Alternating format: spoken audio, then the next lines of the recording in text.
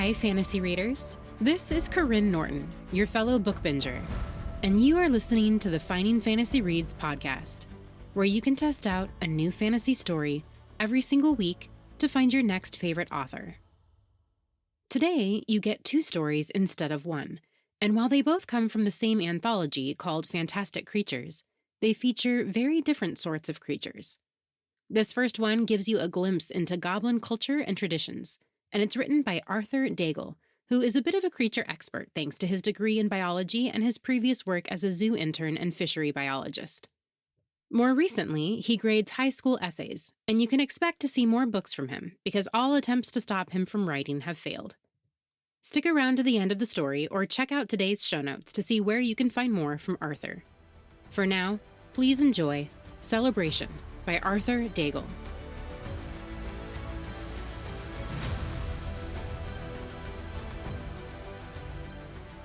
The city of Harath had become a place of shrouds. Black curtains hung in every window, and black flags flew from every tower. There was no sound of music or merriment. Despite the late hour, there should have been revelers. Harath was known for producing the finest wines on Other Place, a fact the elves disputed every chance they got, miserable backstabbers that they were.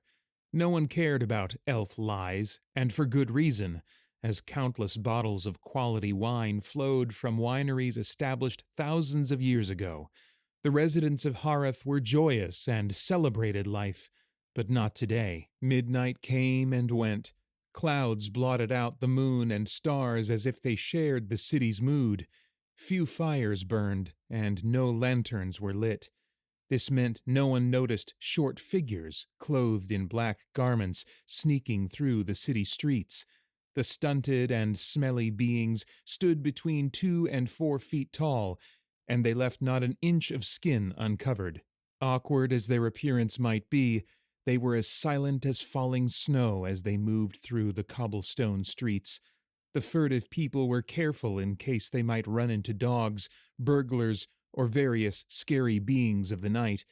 That last category was less worrying than it sounded, since the scary beings unionized last year. Still, there was a chance, however small, that they would be noticed. That wouldn't do. The smelly crowd used every trick they knew to avoid making the slightest sound. They kept to the back alleys and less traveled roads on their way to the castle. Castle Seacrest was a real castle, one of those fine old castles that remembered they were built for war and not just huge mansions. The walls were yards thick, the bricks made of granite, and the towers soared high above the prosperous city. There hadn't been a serious threat in generations, but the royal family kept Castle Seacrest in good repair. After all, you never knew what the future held. The black-clad figures stopped near the edge of the castle. Guards patrolled the outer walls every 15 minutes, and even in such a time of woe they kept a strict schedule. Timing would be tricky. Guards armed with spears and torches came near. The crowd edged back into the shadows and waited for them to pass. Instead, the guards stopped, and one took a silver flask from his pocket. He took a sip and offered it to another guard. The man waved it off. "These last few days' food and drink taste like ashes in my mouth." The first guard put the flask back and looked down. "Dark times indeed." "I fear worse ones are to come," the second guard said. He shuddered and looked at the castle before leading the other men away. Once they were gone, the crowd returned. They were silent as cats, in part because they'd gagged themselves before beginning this mission. 15 minutes more until the guards returned. A window high up on the castle opened. The crowd below tensed, relaxing only when they saw more short figures in black wave to them. The group in the window lifted a large leather bag 6 feet long and 2 feet across. They slid it out the window and lowered it with ropes to the ground below. The waiting crowd took the large bag and carried it into the shadows. One by one, the figures above climbed to the ground, using the same ropes they'd lowered the bag with. The last person threw the ropes down. Below him, the crowd hung a rope net between the castle wall and a nearby house. One leap sent him 50 feet down, where the net caught him. They gathered up the net and ropes before fleeing into the night. They'd only gone a block when alarm bells rang from the castle. Piercing lights shone in windows, and the drawbridge came down with a thud to release dozens of knights on horseback. They raced through the city streets, screaming at the top of their lungs the whole time, "To arms! To arms! Wake the citizenry and seal the city! The king's body has been stolen!" One of the black-clad figures pulled off his gag. "So much for the mannequin. I really thought that would fool them until morning," another replied. "Maybe it shouldn't have been smiling." "Hurry," a third whispered. Hareth's slumber ended as doors and windows flew open. Men and women ran outside to see what the noise was about. This slowed the knights from reaching the alleys where the black-clad figures scurried with their heavy load. The delay wouldn't last long, and the black-clad crowd broke into a run. They reached the city's outer wall and ducked into a small building. More people in black waited for them and opened a secret door hidden in the floor. All of the short figures went inside with the large bag and their belongings. From there, they went through sewers and tunnels until they reached another door a mile from the city. They peeked outside in case the knights had already gotten this far, but the noise and light was still far off. It took them the rest of the night to get through the vineyards and fields around the city to reach the safety of home. Home was a network of caves well away from farmland and human habitation. The rocky ground supported neither grapes nor wheat, so it lay empty.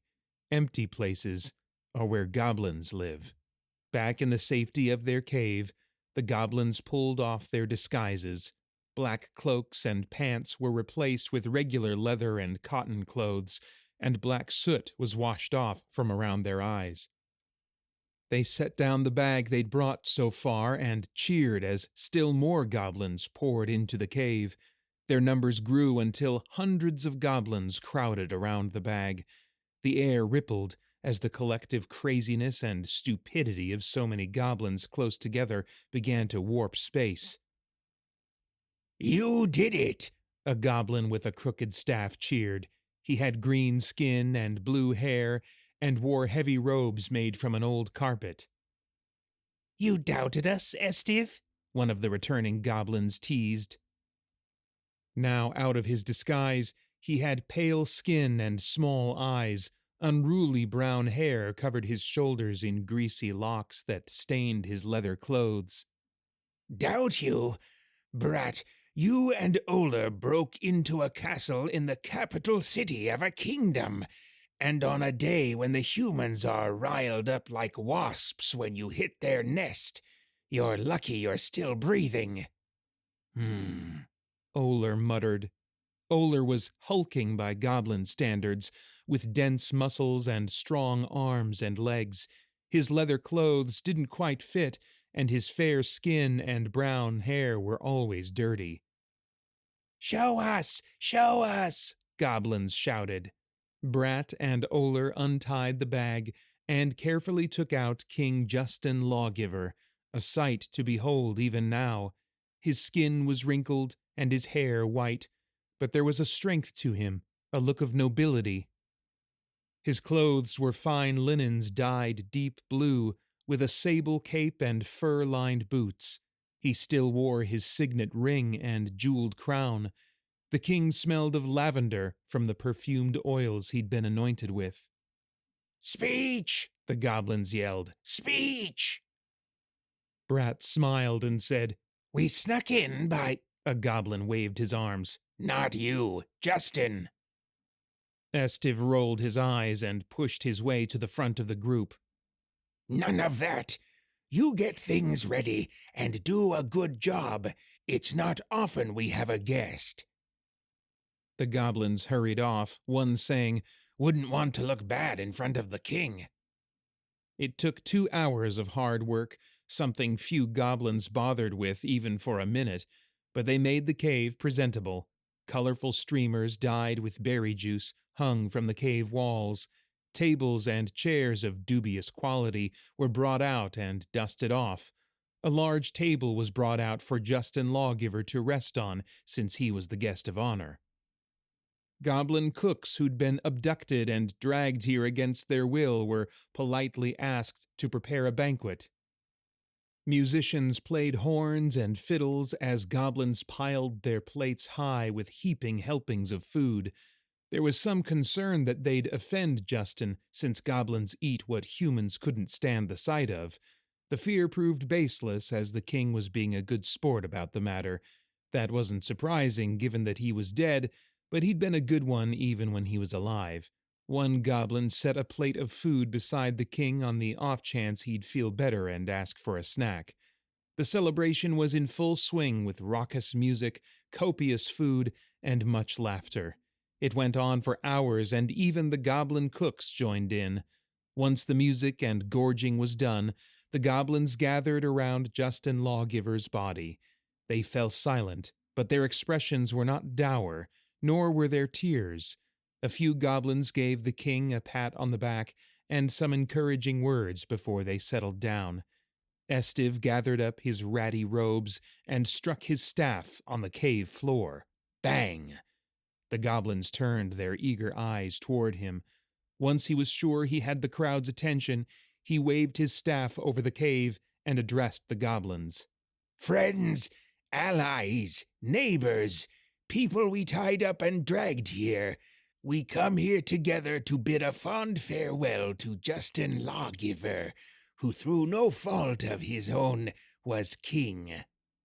Poor guy, a goblin said. Not bothered by the interruption, Estiv pointed his staff at their esteemed and deceased guest. Justin, also known to us as Big J, J-Master, and the guy with the crown, was an honest, hard-working man who gave his people a chance to make the best of themselves that they possibly could. I'll never understand how he lasted so long. 40 years a king, and every day of it a struggle with other kings, merchant guilds, his nobles, and especially his family. Brat shook his head. 4 sons and 1 throne. I do not like that math. Getting a little annoyed, Estiv said, You'll get your turn. Justin fought the longest battle I ever knew to make sure his people never fought at all.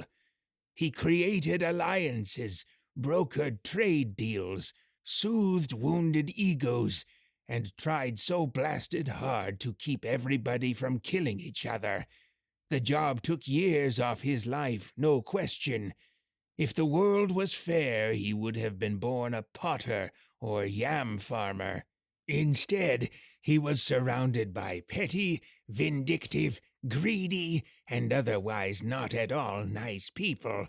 Any one of us would have run off in a heartbeat, but he stuck it out and made it work. My theory was he used magic or possibly blackmail, but I've been told by people who know such things that he didn't. And he was good to us, Estiv shouted. Goblins chorused their agreement as Estiv said, No more anti-goblin raids by the army. No more goblin hunting parties for the nobles. No more bounties on goblin heads. He put a stop to that here and in neighboring lands. They hated him for it, but he stood strong no matter how they yelled at him and threatened him. Oler belched and scratched himself. That's why we had to do this. Poor Justin wasn't even cold, and his family started fighting. I want to be king. No, I want to be king. They should have been giving him a proper send-off after the good he did for them, and instead they brawled over who got his stuff. Greedy bums, one and all. Estiv banged his staff on the cave floor again. The guy was dead, and they still weren't going to leave him alone. So, brothers, friends, hangers-on, and idiots who wandered in, we have come together to bid a fond farewell to dear Justin Lawgiver. king to the humans, and ensure his peaceful rest. A goblin in the crowd waved to get Estiv's attention. You're sure he's not a goblin? We've been over this, Brat said. several times. I mean, it makes more sense if he's always been one of us, the goblin continued. More goblins nodded, proof that the man-goblin debate still wasn't settled. Estiv lost his patience and threw a rock at the offending goblin, missing by inches. He's twice as tall as you are and 4 times as heavy. And, I might add, he was born instead of falling out of a giant mushroom like we are. I'm just saying, the other goblin persisted. Just say it somewhere else. Estiv waved his staff at Brat for him to come over and take his place. Before we bid good night to Justin, I'd like to ask the people who knew him best to say a few words. Oler picked his ear and farted. It's Brat's turn first, Oler, Estiv said. He stepped away from the body and let Brat speak. Brat brushed his dirty hair aside and spoke to the goblin mob. We were able to break into the castle by... Estiv threw a rock at Brat and hit him in the shoulder. Talk about the dead guy. Okay, jeez. Brat rubbed his shoulder and began again. The first time I met Justin was 20 years ago. The boys and me had broken into his castle for some food. It wasn't hard when they just dumped their potato peelings and coffee grounds in buckets where anyone could get them. Anyway, we were nearly out when Justin and his knights came by. Me and Oler hid up in the rafters and waited for them to leave when a rafter gave way and dumped me on the floor, and both my buckets landed on my head. Brat laughed. Oh boy, was that embarrassing. The knights went for their swords, and I was about to run when Justin broke out laughing. He went down on his knees and then sat down so he didn't fall over. I'd seen him plenty of times before that, but that was the first time I saw him laugh. When he got his breath back, he told the knights to escort me outside the castle, and he let me keep my stuff. Then he said that from now on, he'd have his cooks leave their kitchen scraps outside the walls where we can get them. There was a pause as Brat looked at the king. Most people won't do that for you. I mean, he couldn't eat the stuff, but he still could have kept it from us or burned it. We should have done more for him, a goblin said. After that, I checked in on him every chance I got, Brat continued. So many people shouting at him, demanding stuff. Most of the time they wanted gold, but his sons kept demanding his crown. I found him once when he was alone. He was watching little kids playing in the streets, and he had this big smile. I went over and said he should go play with them. He shook his head and said, "There are things a king cannot do." So I said, "But you want to?" And he nodded. We tried, Estiv said. We tried, Brat echoed. I got him laughing a couple of times, and I made a few of his enemies look stupid. I can't take too much credit for the last part when they were already as dumb as toast, but it was a little bit of happy against a whole lot of sad. Today we're putting things right. Justin will be with friends from now on, and let those jerks argue without him. Oler, it's your turn. Oler looked surprised. He tried to back away, but the other goblins nudged him up to the king. Oler wasn't sure what to do. He'd seen funerals before. Most of the time, people said profound things about the dead guy. Oler wasn't good at that. Other times, they were polite and poetic. He really wasn't good at that. Go on, Brat urged him. Oler looked at the king for a while as he tried to come up with honest words to say. He placed his right hand over Justin's stilled heart. We will meet again. Estiv and Brat patted him on the back and let him join the other goblins. As one, the goblins gathered around the king and lifted him up. They carried him to a small chamber in the cave network and placed him there with the streamers and a plate of food, just in case. With the king safe in his tomb, Estiv placed a folded piece of paper in Justin's hand. A map, should you get lost on your final journey. He placed his staff across the king's chest, saying, My staff, should the trip prove tiring. Finally, he took 2 dice from Brat and slipped them into the king's pocket. Loaded dice, because you're the unluckiest man I've met, and anything that tips the odds in your favor is good. From there, the goblins gathered rocks and wet clay. They carefully placed the rocks across the chamber's entrance, fitting them together so tightly it was hard to see between them. They mixed the clay with powdered stone from the caves until it took on the same color as the native rock. They pressed the clay between the rocks and over them like cement. Goblins heated the clay with fire until it became hard as stone. More goblins chiseled the clay to remove any imperfections. Normally, goblins wouldn't go to so much effort, but there are things you'll only do for a friend. When they were done, the entrance to the chamber was gone, covered so well it looked as if it was a solid wall and always had been. Brat gave an approving smile. Even I couldn't break into here. If the humans find our cave and searched it, they'd never find Justin Lawgiver. I hear you can't be a king without a crown, a goblin said. Estiv waved his hands. Nonsense! William Bradshaw, king of the goblins, doesn't have a crown, and he's the best king our people ever had. If it's true Justin needs a crown, then he should get to keep the one he has, Brat said. I won't see him demoted for silly reasons like being dead. Oler sneezed. Good point, Estiv told him. The goblin that brought up this topic said, What I mean is, if Justin Lawgiver has his crown, then his sons can't have it. That means none of them can be king. Brat laughed at the news. Couldn't happen to a nicer bunch. Estiv looked at the camouflaged tomb. He tapped it with his knuckles and smiled. He's safe now. We did it. That we did. Brat smiled and looked at the others. With their solemn duty done, he said, Let's go throw ducks at people.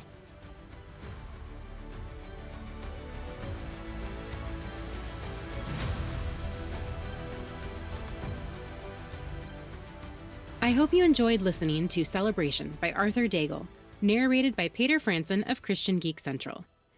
If you want to read more by Arthur, follow him on Amazon or Facebook, and I'll have direct links to both of those in the show notes. If you enjoyed his take on goblins, you'll want to check out his William Bradshaw series.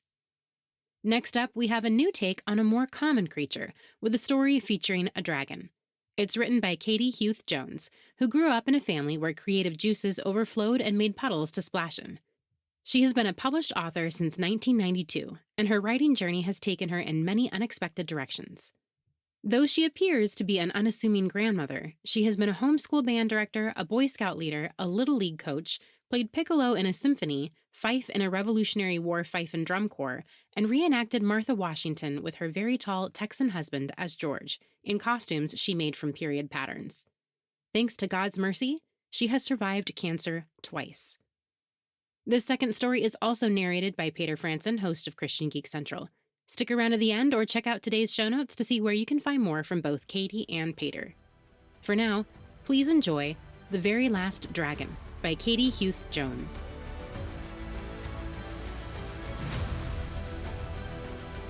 Once upon a time in a faraway kingdom, Sir Manly Strongarm decided to rid the land of every last dragon.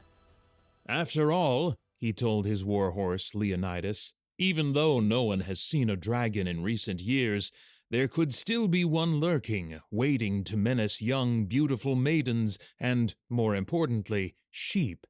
For as long as Sir Manly could remember, He had dreamed of becoming a dragon slayer like his renowned father, who had died during the kingdom's second-to-last civil war.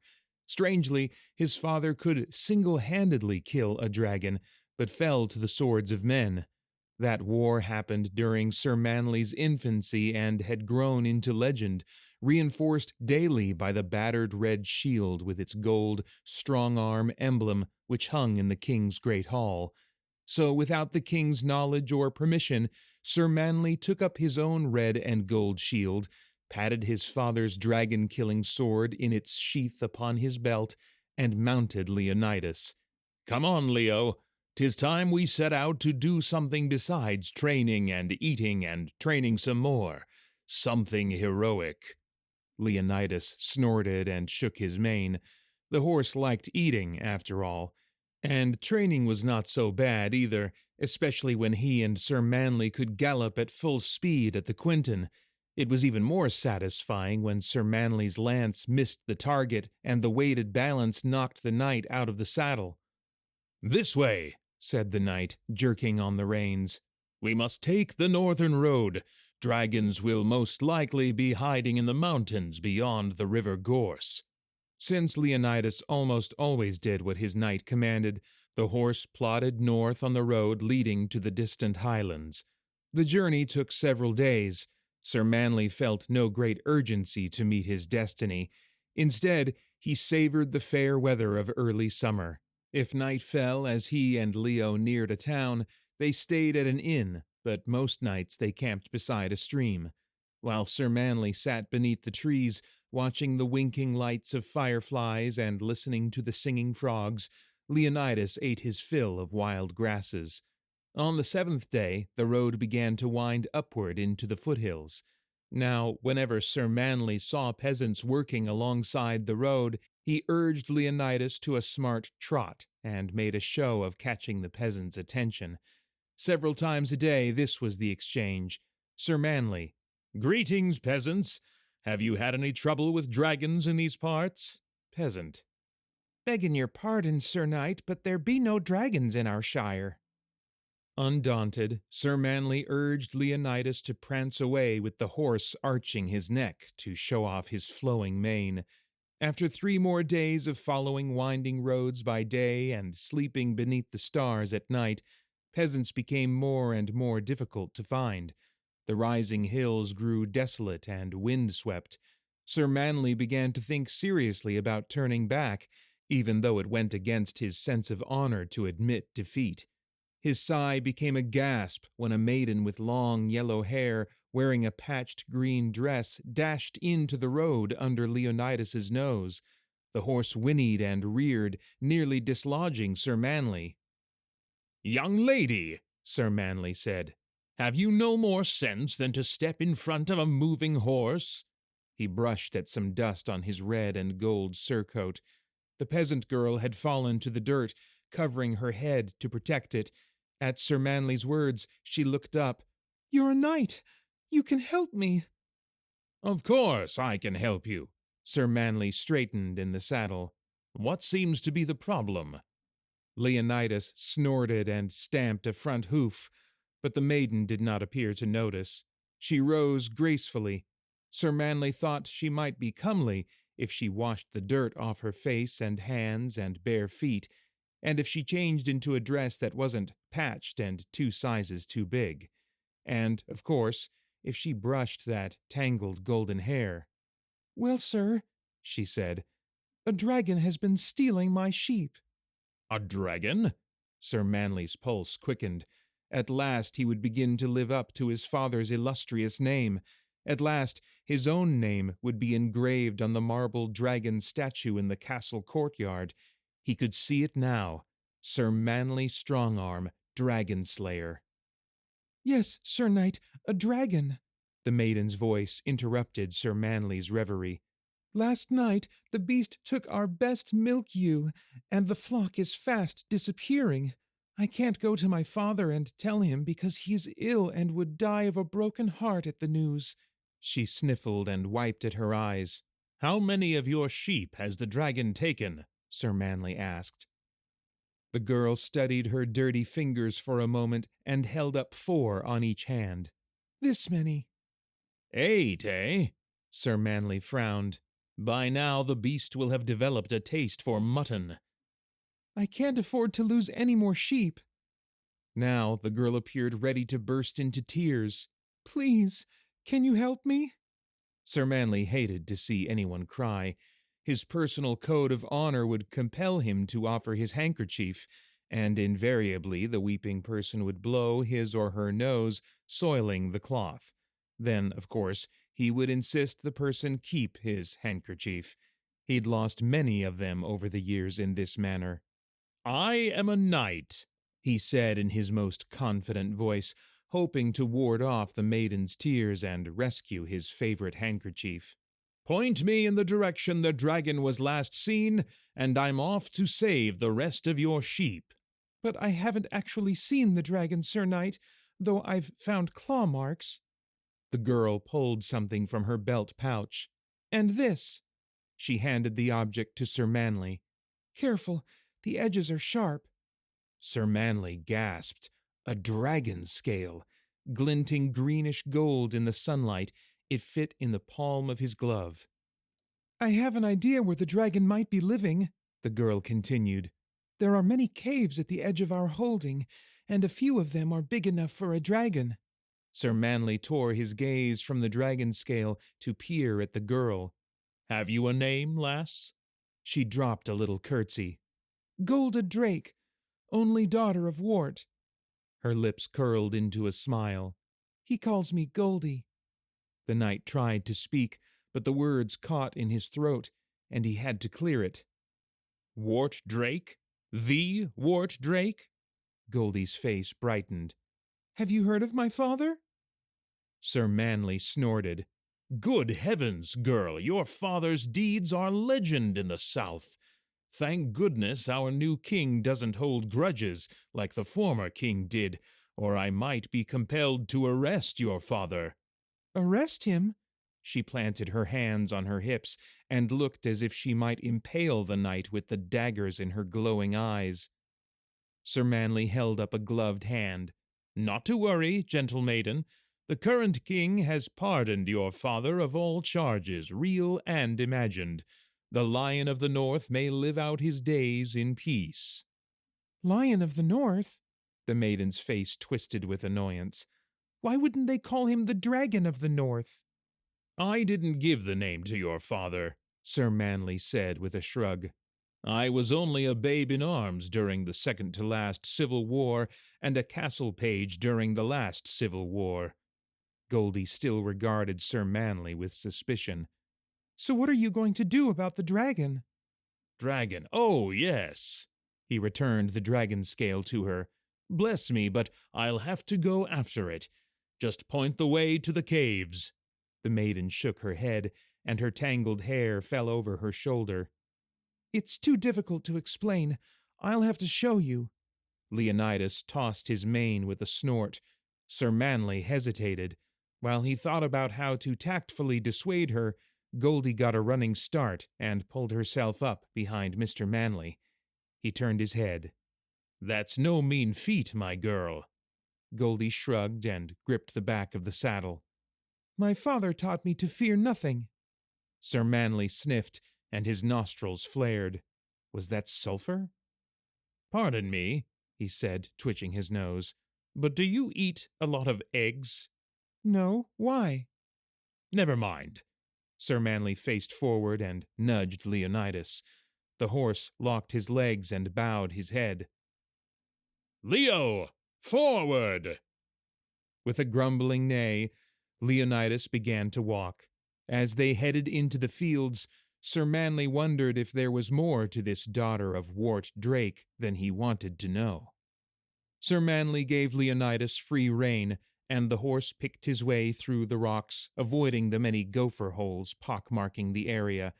After they'd crossed the fields, Goldie pointed out a game trail leading to an even rockier area. Soon, they worked their way down a path cut into the side of a cliff. Sir Manley had never been so thankful that Leonidas was sure-footed. Whenever the knight glanced down the sheer drop-off, His stomach lurched. At last, they reached the bottom of a canyon. Goldie poked Sir Manly and pointed up at the rocky cliff. Several dark holes looked like promising dragon caves. "Well, my girl, this is where we part company. I shall find your sheep thief and slay the beast." "I don't think so, Sir Knight." Goldie slid down from the horse's tall back. "You may yet need my help." Leonidas nodded his head.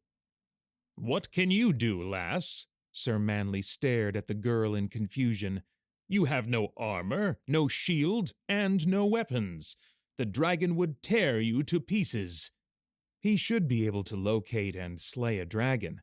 After all, they were too large to easily hide for long. But the maid did have knowledge of this terrain and might prove truly helpful, even if she was a bit odd. When Goldie smiled, she met Sir Manly's gaze with the most piercing eyes he'd ever seen. They were an unusual shade of gold, and the pupils were not quite round. Sir Manly blinked away the sweat that dripped into his eyes. Surely he was seeing things in this heat. He shook off a feeling of dread and dismounted. Once he felt steady on his feet, Sir Manly stared up at the caves and decided the largest would be the most likely place to find a dragon. He took a step toward it. "Where do you think you're going, Sir Knight?"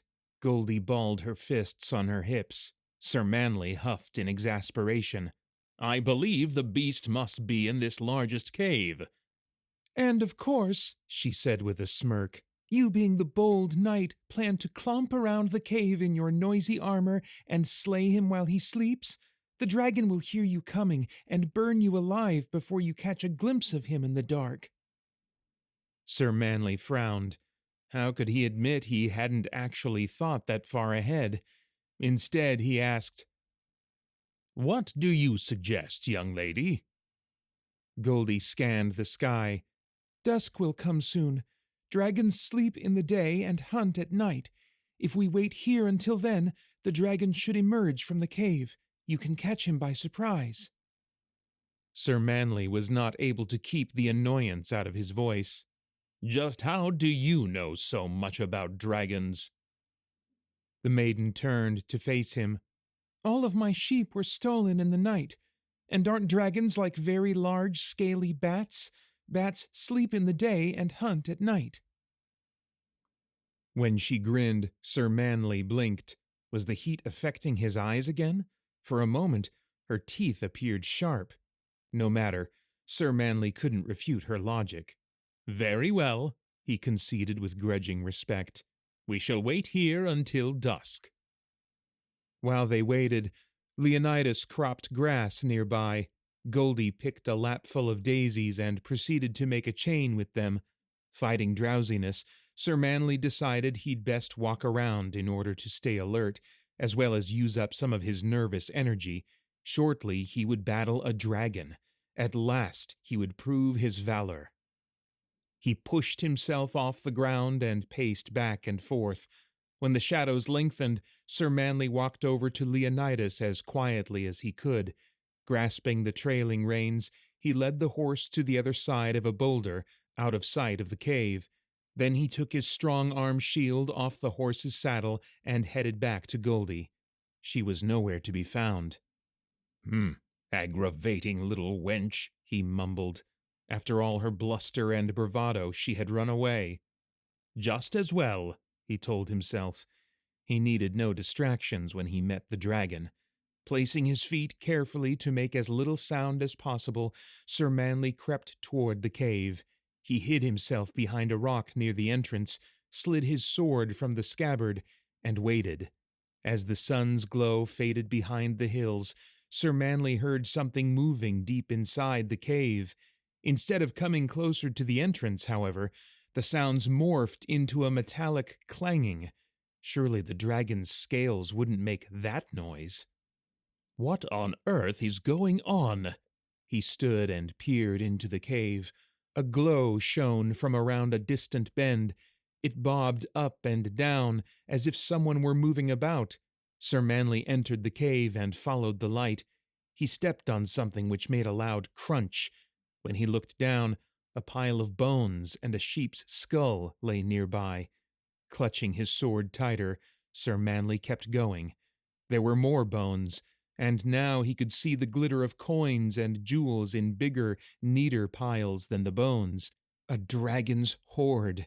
Sir Manley had always wondered if the legends were true, but why did dragons collect such things?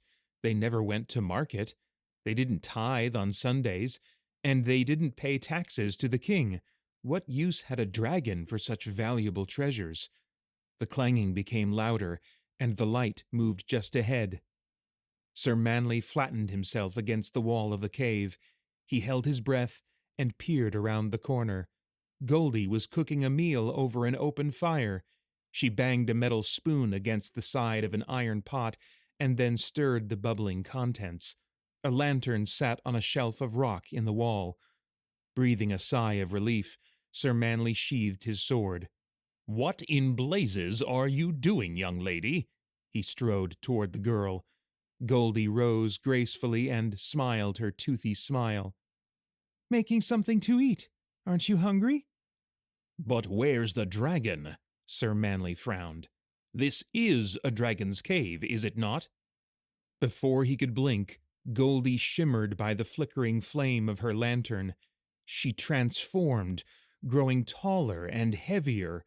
Her arms and legs grew scaly, and her nails lengthened into long, razor-sharp claws. A forked tail and bat-like wings sprang from her body, and her head and neck elongated, snake-like. Sir Manley's feet were rooted to the ground. His fingers fumbled for the sword, but he couldn't seem to grasp the hilt. His mouth went dry, and sweat beaded on his forehead. He braced himself for death by dragon flame or teeth or claw. The beast opened its mouth, and the dragon laughed, an unnerving sound which echoed through the cave. Sir Manley stared at the huge open mouth filled with sharp teeth. Was he being toyed with like a cat plays with a mouse before eating it? Then an old man stepped into the light. Though advanced in years, muscles corded his bare arms. He crossed those arms across a barrel chest and stood proud, confident, like a man to be reckoned with. "You be from the king?" he asked in a gravelly voice. "I am Sir Manley Strongarm, and yes, I serve the king." He glanced back at the dragon, who wore Goldie's smile. It looked even creepier on her dragon face than it had on her human one. "You were sent to arrest me?" the old man continued. "No," Sir Manley held up his gloved hands. "The king did not send me at all. I was just, bored and decided to look for dragons." He removed his helmet and clutched it under one arm. "Looks like you found one, didn't you?" The old man smiled almost as unpleasantly as the dragon. "You must be Wart Drake." Sir Manley coughed to cover his embarrassment, for his voice cracked on the name. "Aye." Drake's bushy white brows came together in a frown. "What of it?"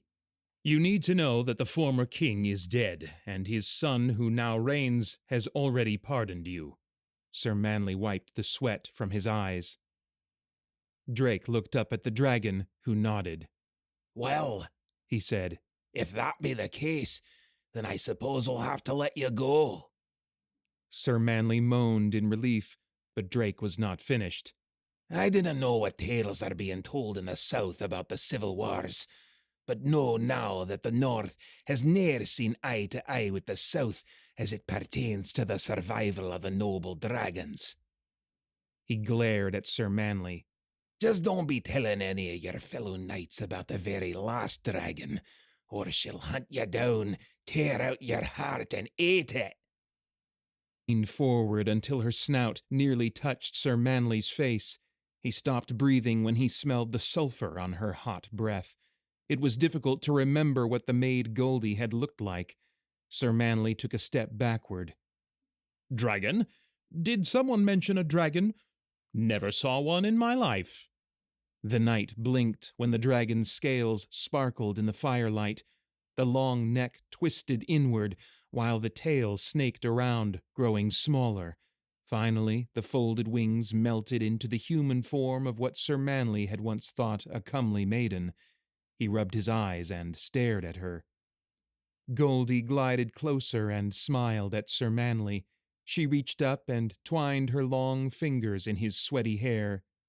"You find me attractive, don't you?" With a squeal of alarm, Sir Manly pulled away from Goldie and shoved his helmet upon his head. Drake guffawed, and the dragon laughed as well. "Then be gone with ye, dragon slayer!" Sir Manly turned and ran past the dragon's hoard and the sheep bones. It was full dark now. At the cave's entrance, the knight tripped over a rock, slid down a sharp drop, and landed painfully on one knee. He limped over to Leonidas, pulled himself into the saddle, and urged the horse away. As they ascended the steep trail, Sir Manly risked a glance back. A shape, as of a large bat, flew high into the sky, dark against the glow of the rising moon.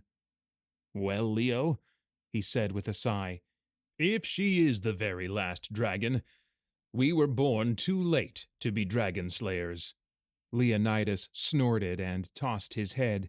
He placed one sure hoof ahead of the other until they were well away from the caves.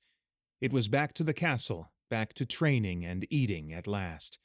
And even now in that country, on a cloudless night, you might catch a glimpse of what appears to be an oversized bat. If you do, it would be prudent not to investigate too closely.